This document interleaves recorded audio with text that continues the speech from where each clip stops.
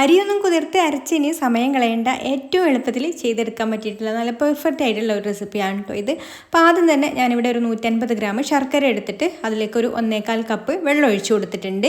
ഇനി നമുക്കിതൊന്ന് തിളപ്പിച്ച് ഉരുക്കിയെടുക്കണം. അപ്പോൾ ഇതൊന്ന് ഇതുപോലെ നന്നായിട്ട് ഉരുക്കി കഴിഞ്ഞാൽ പിന്നെ നമുക്ക് ഫ്ലെയിം ഓഫാക്കിയിട്ട് ഇതൊന്ന് അരിച്ചെടുത്തിട്ട് മാറ്റി വെക്കാം കേട്ടോ. ഇനി ഇതാ 1 കപ്പ് അരിപ്പൊടി എടുത്തിട്ടുണ്ട്. അത് നമുക്കൊരു ബൗളിലേക്ക് ചേർത്ത് കൊടുക്കാം. ഞാനിവിടെ പത്തിരിക്കും ഇടിയപ്പത്തിനും ഒക്കെ എടുക്കുന്ന അരിപ്പൊടിയാണ് കേട്ടോ എടുത്തിട്ടുള്ളത്, നല്ല നൈസായിട്ടുള്ള അരിപ്പൊടി. എന്നിട്ട് ഇതിലേക്ക് ഒരു 1/2 കപ്പ് മൈദയും കൂടെ ചേർത്ത് കൊടുക്കുന്നുണ്ട്. പിന്നെ 2 നുള്ളുപ്പും ചേർത്ത് കൊടുത്തിട്ട് എല്ലാം കൂടി നന്നായിട്ട് ആദ്യം ഒന്ന് മിക്സ് ചെയ്ത് കൊടുക്കാം. എന്നിട്ട് നമ്മൾ നേരത്തെ അരിച്ച് മാറ്റി വെച്ചിട്ടുള്ള ഒരു ശർക്കര പാനി ഉണ്ടല്ലോ, അതൊന്ന് ചൂടാറിയതിന് ശേഷം ഇതിലേക്ക് ഒഴിച്ചു കൊടുക്കാം. നല്ല ചൂട് വേണ്ട കേട്ടോ, ഒരു ഇളം ചൂട്, നമ്മൾ കൈ കൊണ്ടൊക്കെ തൊടാൻ പറ്റുന്ന ആ ഒരു ചൂട് മതി. ആ ഒരു ചൂടിൽ ഇതിലേക്ക് ഒഴിച്ചു കൊടുത്തിട്ട് ഒട്ടും കട്ടകളൊന്നും ഇല്ലാതെ തന്നെ നന്നായിട്ട് ഇതുപോലെ ഒന്ന് മിക്സ് ചെയ്ത് കൊടുക്കാം.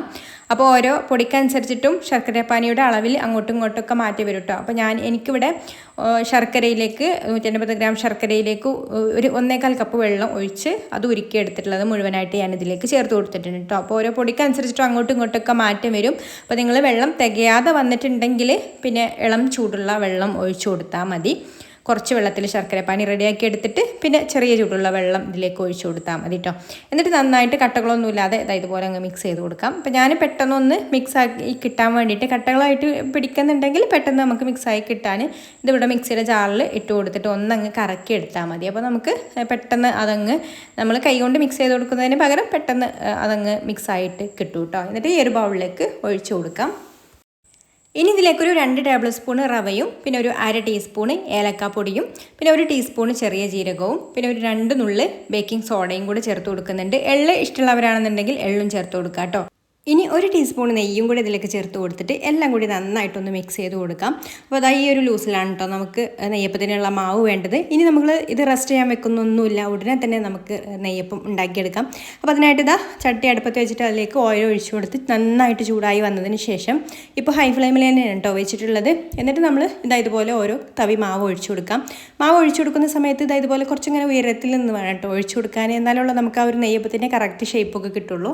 ഇതുപോലെ കുഴിയുള്ള ചട്ടിയിൽ വേണം കേട്ടോ റെഡിയാക്കി എടുക്കാൻ. എന്നിട്ട് ഇതുപോലെ അങ്ങ് പൊങ്ങി വന്നതിന് ശേഷം പിന്നെ തീ കുറച്ച് വെക്കുക.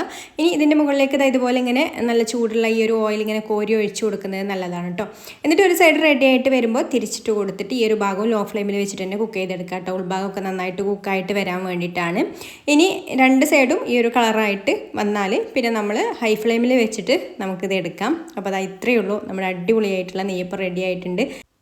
അപ്പോൾ അതാ നമ്മൾ ബാക്കിയുള്ള മാവ് വെച്ചെല്ലാം നെയ്യപ്പം റെഡിയാക്കി എടുത്തിട്ടുണ്ട്. നല്ല ടേസ്റ്റി ആയിട്ടുള്ള, നല്ല ഉള്ളിലൊക്കെ നല്ല സോഫ്റ്റ് ആയിട്ടുള്ള ആരെടുത്തിട്ടുള്ള ഒരു നെയ്യപ്പാണ് കേട്ടോ ഇത്.